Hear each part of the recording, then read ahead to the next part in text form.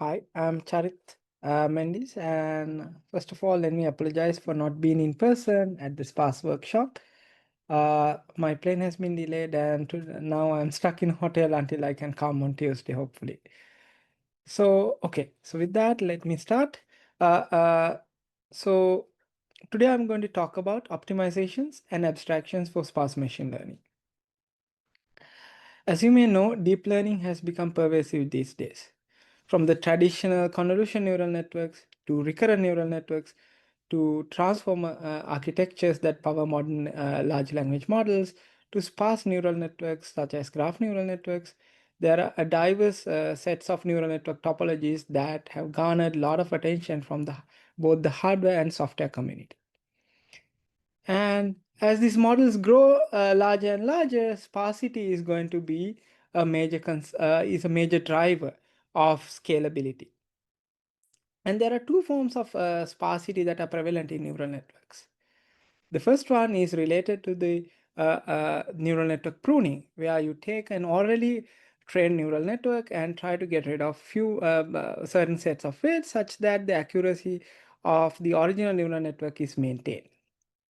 And the second form of sparsity arises from sparse relations. This is where the input to the neural network itself is sparse. For example, if you take a graph neural network, the input is a graph, and as such, the neural network computation will include a substantial sparse component. And this is usually known as semantic sparsity. And in this talk, I'm going to focus more on these sparse relations. As you may know, there's plenty of work on optimizing sparse primitives.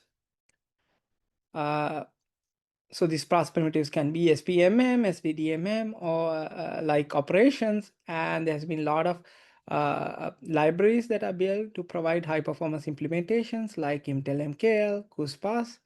And there are general compilers that are built like Taco and Sparse-TIR that can support many different sparse expressions.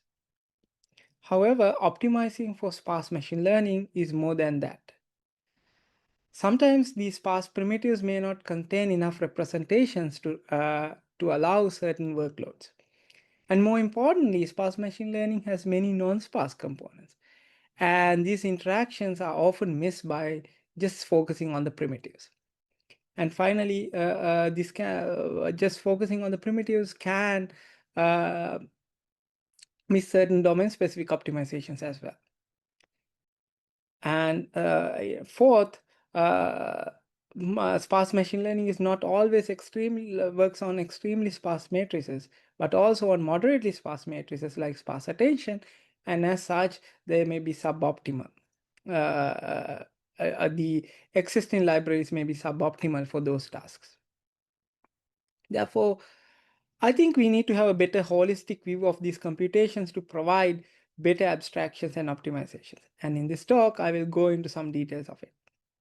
So we have been doing work on sparse ML area from algorithms to software to hardware. But in this talk, I'll focus more on the optimizations and abstractions part of it. First, I'll go into how you can reason about the interplay between dense and sparse components in graph neural networks to achieve better performance. If you look at the anatomy of a graph neural network, it consists of both sparse and dense operations. The sparse operations mainly deal with message aggregations within nodes, and the dense operations mainly deal with multiplication of weight matrices with these aggregated messages. So we did a small experiment to see which of these operations dominate usually. Here I show you the breakdown between sparse and dense components for different kinds of graphs, for different embedding sizes for a given GNN. For a relatively dense graph like my scale in 17, the sparse component dominates. And for a more sparse graph like COM Amazon, the dense component dominates.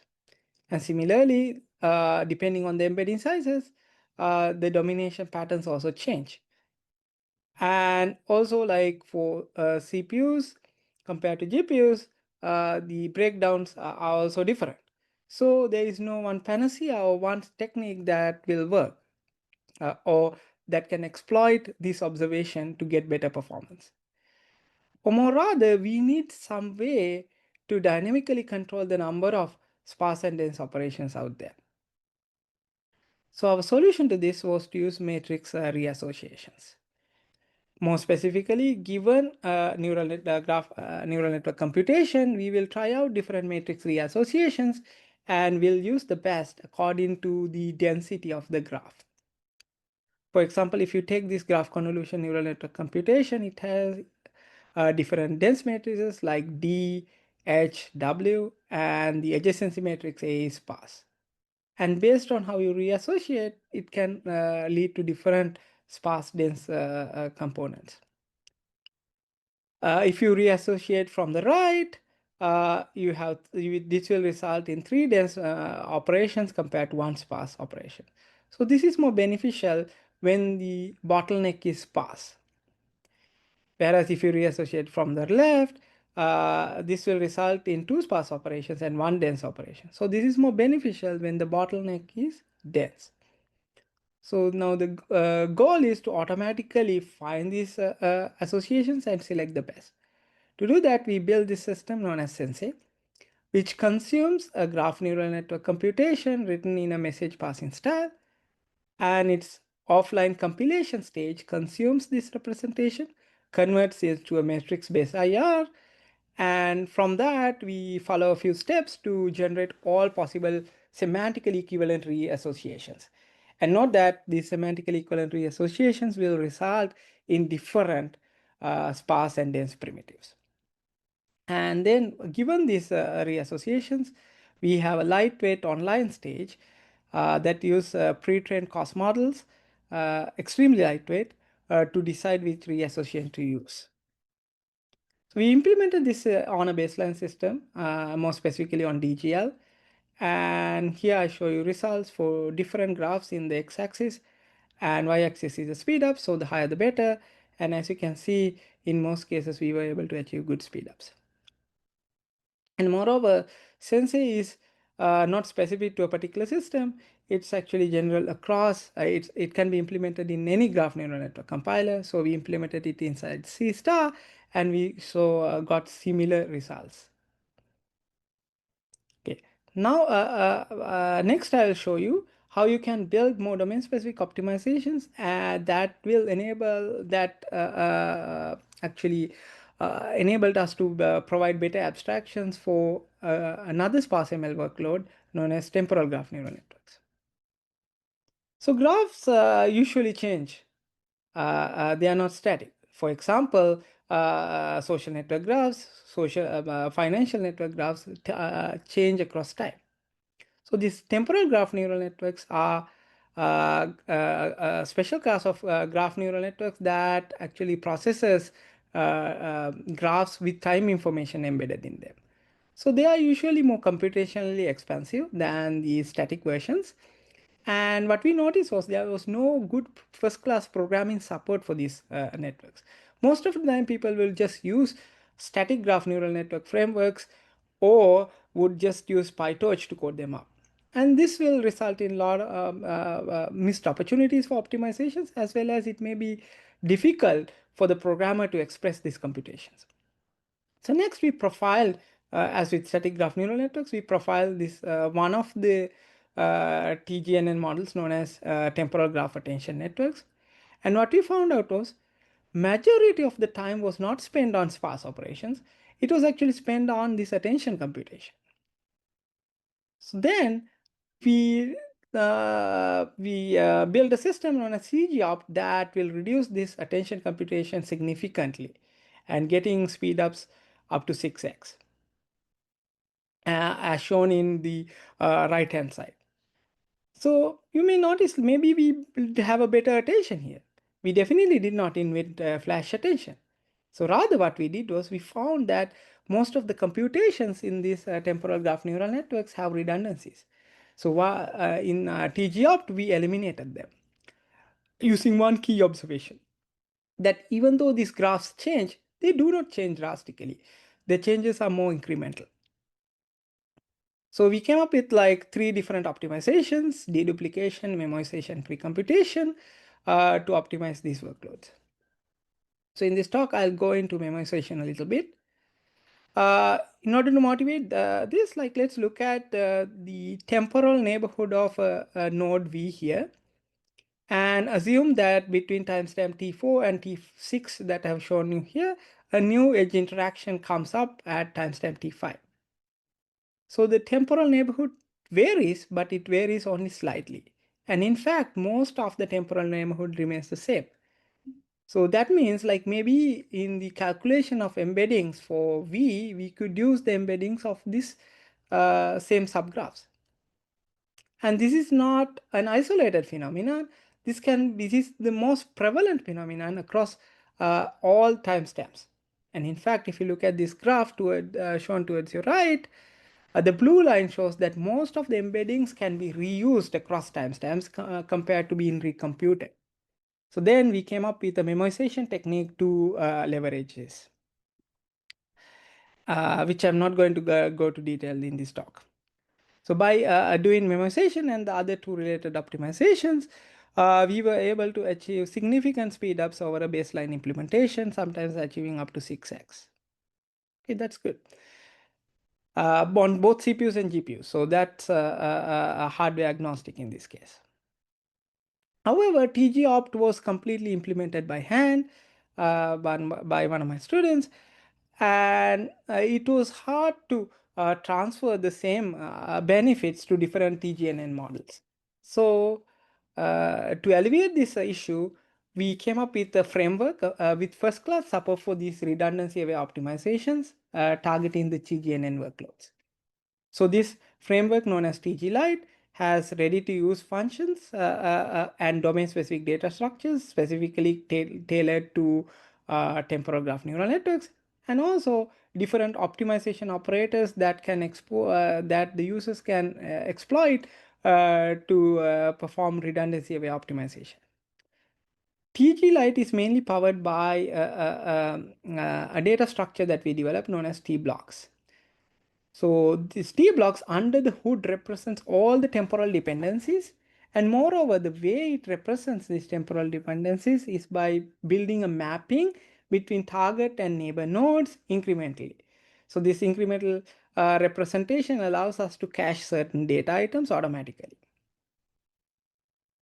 And by doing that and coding up the different temporal graph neural networks in the TG Lite framework, we were able to achieve significant performance improvements across different data sets. Here I show you 2 graphs. Here y-axis is the speed up, the average epoch time, and the x-axis is the different TGNN models out there. So as you can see, in most cases, we can achieve multiple fold performance improvements compared to TGL, which is a well-optimized programming framework for temporal graph neural networks. Okay. So with that, let me move to the last piece of the talk, which is about showing that sparse ML, you have to care about the moderate sparse matrices as well. So transformer architectures power modern large language models. However, a significant portion of their computation goes to this attention computation, which is n squared. And here n means the sequence length or your prompt size. Or in a reasoning model, it can be like the number of tokens that get generated that get fed in again, right? So this can easily go beyond 100K or even 1 million these days. So sparsification is essential to achieve scalability in these workloads. And the way the researchers specify the full attention computation is as follows. In your left, I show you the full attention computation. We have the query key multiplication followed by softmax and then multiplication with the values. And in the sparse attention, you take the query key multiplication and then use a sparse mask to control which of these values to keep. So this is an SDDMM operation if you know about it, right? And then you do the softmax and then the value computation.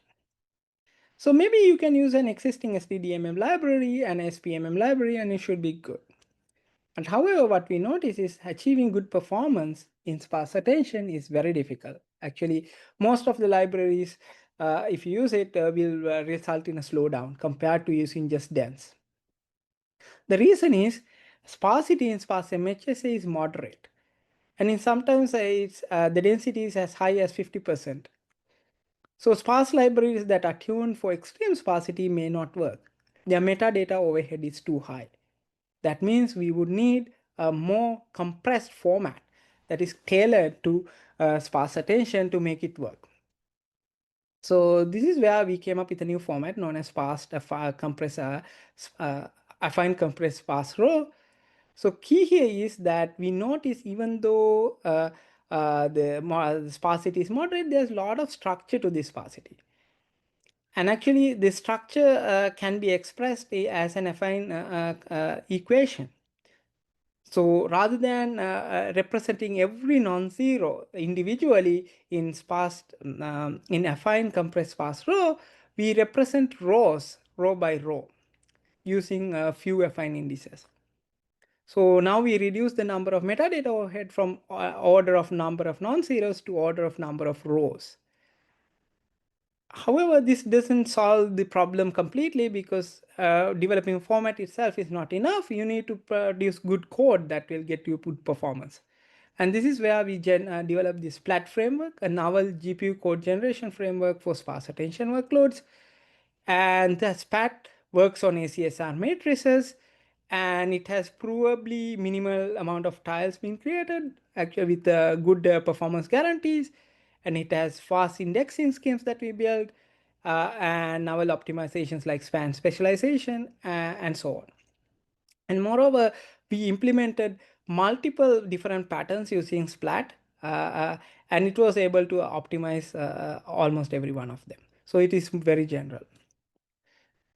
So here I show you few results across a wide range of sparsity compared to NVIDIA's cuBLAS and cuSparse.